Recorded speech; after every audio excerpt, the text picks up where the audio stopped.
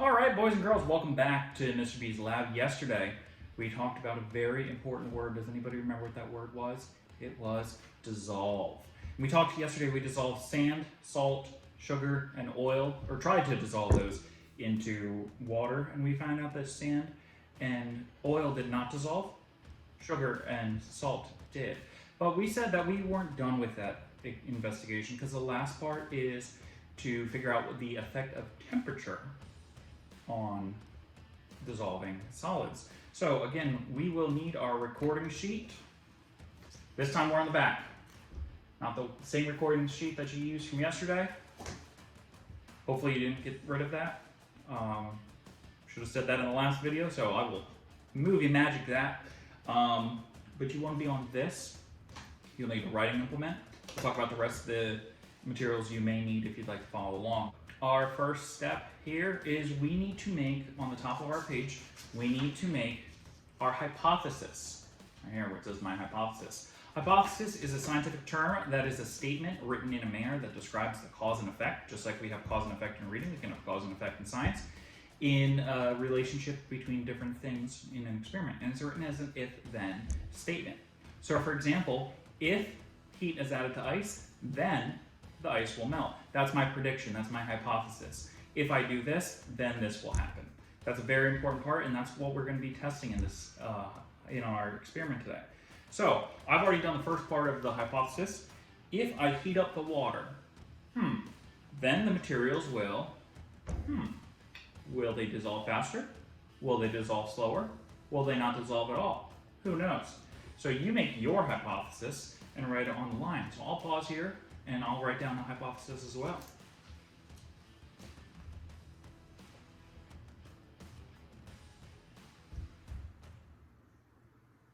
All right, hopefully at this point you've written down a hypothesis. If not, pause the video. Just click right here on my face and I'll pause.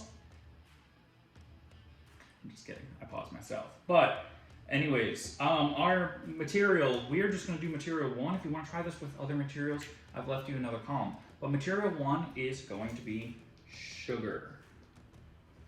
So in that column, write sugar on the top.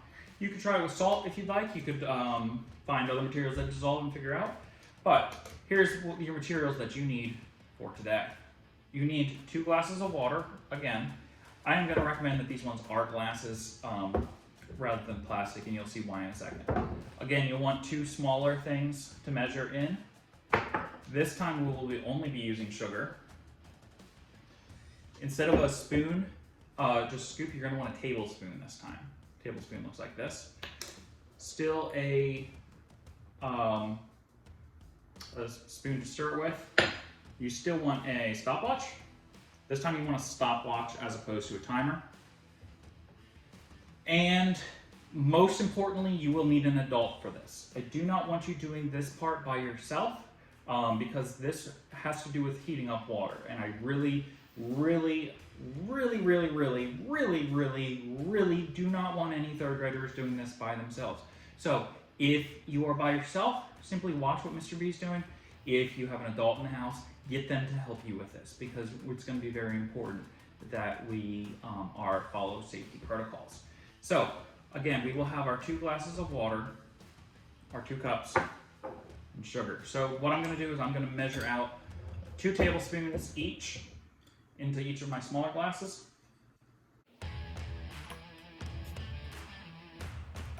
And 2 tablespoons total. So 1 tablespoon in each. Tablespoon in here. Tablespoon in here. This water, you leave alone. You do nothing with it. This water, this is the one that you need your adult helper with. This one needs to be heated up to boiling.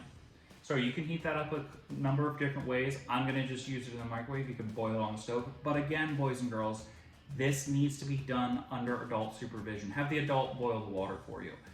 I wanna make that clear. So I'm gonna go ahead and pop this. I'm actually gonna pour mine into a measuring cup. And I'm gonna go pop the measuring cup in my microwave and I'll come back once it's nice and hot.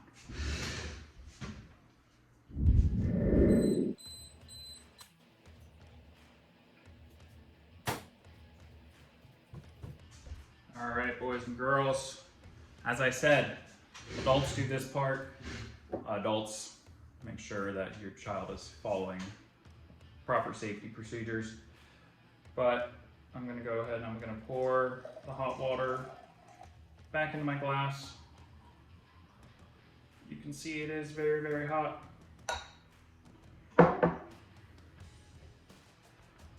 All right, so let's get that out of the way. Take off my oven mitt.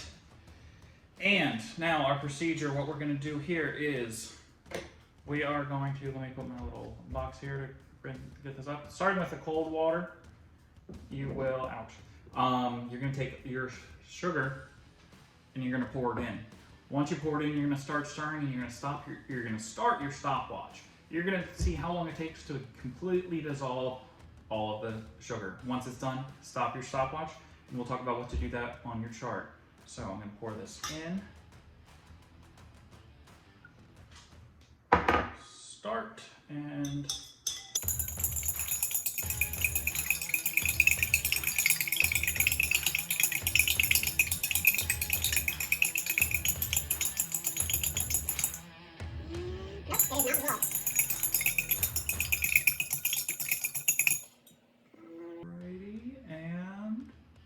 there are still some particles on the bottom.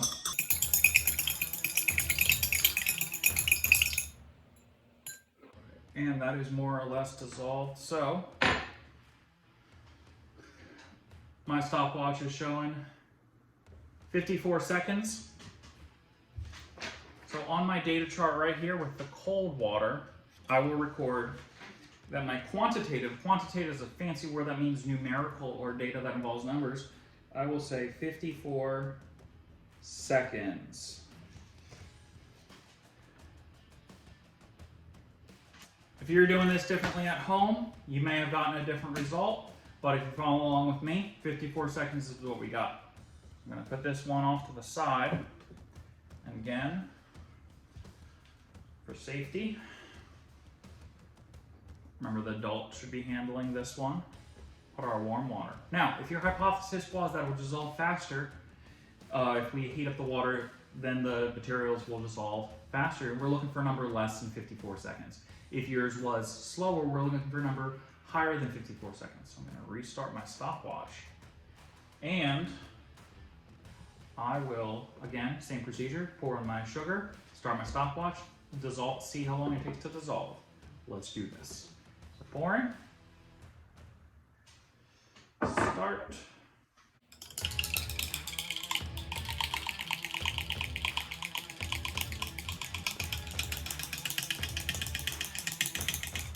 And it is completely dissolved already. And if we're looking at our stopwatch, 28 seconds. So on my chart, 28 seconds. Your chart should look like mine. Again, your data might look slightly different, but it is all quantitative data because it involves numbers. Let me move this out of the way here. And next go out of the way. All right, so we've made our hypothesis, we collected our data, and the final step in the scientific process is to make a conclusion. And a conclusion is a summary statement based on the results of the investigation. So in the beginning with our heat and ice, hypothesis was if I heat up ice, then it will melt. Our conclusion statement can be heat causes ice to melt. So I've already gotten a bit of a sentence starter for you here, down here in our conclusion. And it says, my conclusion, solids dissolve blank in hot water than in cold water. So we could say that they dissolve faster. And not only was it faster, it was also easier because it took less work. So we're going to say faster and easier in hot water than in cold water.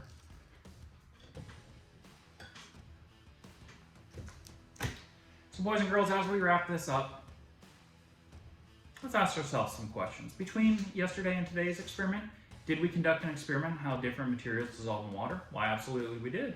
Do we understand how solids and liquids mix in water in different ways?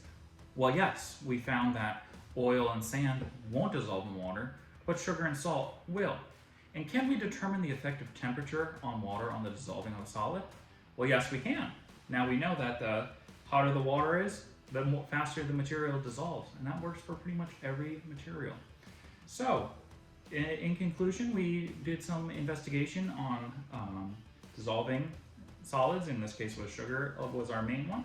But between the last 2 days, we talked all about that important word that is dissolve.